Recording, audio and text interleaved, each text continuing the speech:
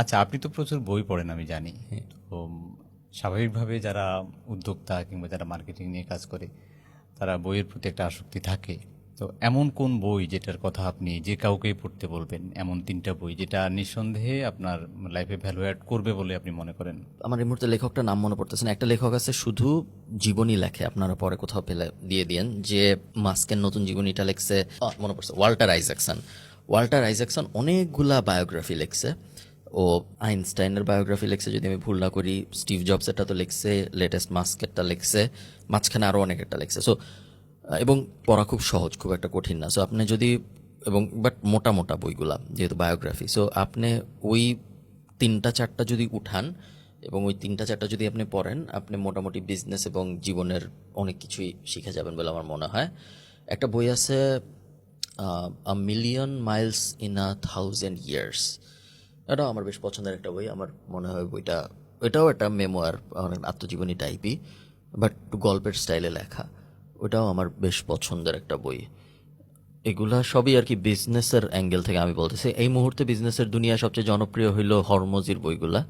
So 100 million offer, lead আর মানি model, এই 3টা এখন সম্ভবত সবচেয়ে জনপ্রিয় বই বিজনেস ওয়ার্ল্ডের।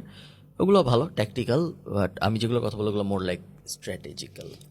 আচ্ছা, কালকে যদি ইন্টারনেট হঠাৎ করে সারা পৃথিবীতে আগামী 1 মাসের জন্য বন্ধ হয়ে যায়, তখন আপনি কি করবেন? তখন আমি, যদি কিছু করতেই হয়, আমি হয়তো তখন চাষবাস টাইপ কাজকর্মের দিকে যাব। গার্ডেনিং। অফলাইন, আমার এমনিতেও একটা অফলাইনে কিছু করার ইচ্ছা আছে। আমরা আপনার ফারিগর সম্পর্কে জানি যে এই যে ব্যতিক্রম একটা উদ্যোগ এবং এখানে যারা আসেন তাদের মানে কোন কোন জিনিসগুলো আপনার ভালো লাগে, বা ফারিগরকে নিয়ে আপনার সংক্ষিপ্ত দুটো কথা শুনতে চাই। বাড়িঘর তো কুকুর বিড়ালের হোটেল। দেশের বাইরে গেলে বা ঢাকার বাইরে গেলে মানুষ তার কুকুর বা বিড়াল বাড়িঘরে রেখে যায়, এবং আমরা তাদেরকে নর্মাল হোটেলের মতো পার ডে হিসেবে চার্জ করি। যখন শুরু করছিলাম তখন মনে হয়েছিল অনেক নতুন কিছু, যেহেতু বাংলাদেশে একটা কুকুর বিড়ালের হোটেল হবে, বিশাল ব্যাপার লাগছিল তখন যখন শুরু করছিলাম। এরপরে তো এখন তো 2 ব্রাঞ্চ হয়ে গেছে, তারপরে এখন আর অত বড় ব্যাপার লাগে না। এখন মনে হইতেছে এরপরে কি করব। আমি একটা জিনিস ভাবতেছি, এখনো বলা যাবে না, যে জিনিসটা আমরা করার চেষ্টা করব আগামী 5-10 বছরের ভিতরে, যেটা যখন আপনি দেখবেন তখন আমরা মনে হবে যে বাড়িঘর কিছুই ছিল না এটার কম্পারিজনে।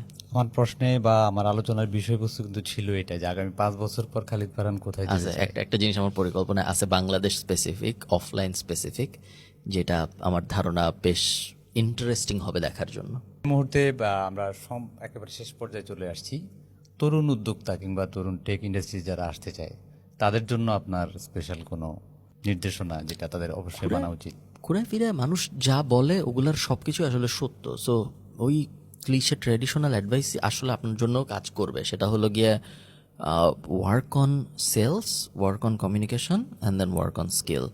এই 3টা জিনিস যদি মোটামুটি ঠিক হয় আপনার, আপনি যাই করেন মোটামুটি শিওর থাকবেন যে ভালো কিছুই হবে। এখন স্কিলের ভিতরে আপনি ভিডিও এডিটিং বসাইলেও ভালো হবে যদি কমিউনিকেশন অ্যান্ড সেলস ভালো থাকে। স্কিলের ভিতরে আপনি ডিজিটাল মার্কেটিং বসাইলেও ভালো হবে।